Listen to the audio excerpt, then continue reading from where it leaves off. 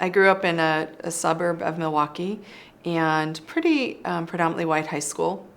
And I met a boy from another high school who was African American, and he wanted to go out.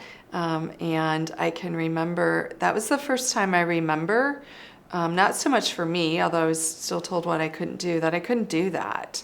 That it was okay to be nice, it was okay to be friends, but that there could never be anything beyond that.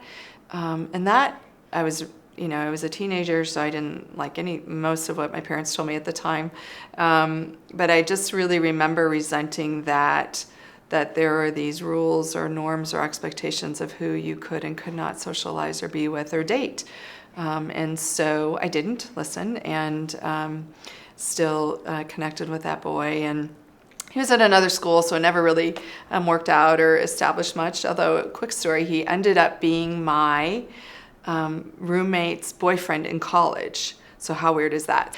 But I think the point for me was really about what these rules, societal rules, were about who you could be and who you could be with or not be with. And I didn't like it, and I still don't like it.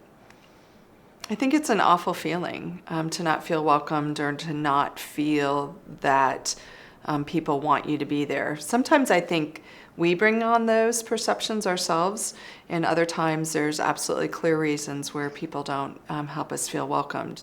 I've had students come up to me and say, I had this happen to me in class and I didn't feel comfortable. Whenever somebody comes up to me and shares something so personal like that, I think it's a gift, and that they're trusting me with something really precious, and that's about how they feel, and that's about their experience. And then it's my job to honor that, respect that, and do what I can to try to make it better for that person.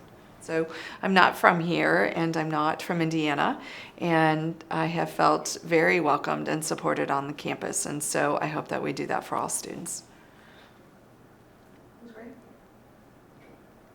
Cut! Oh, they say I have to be careful. This is where the bloopers come in.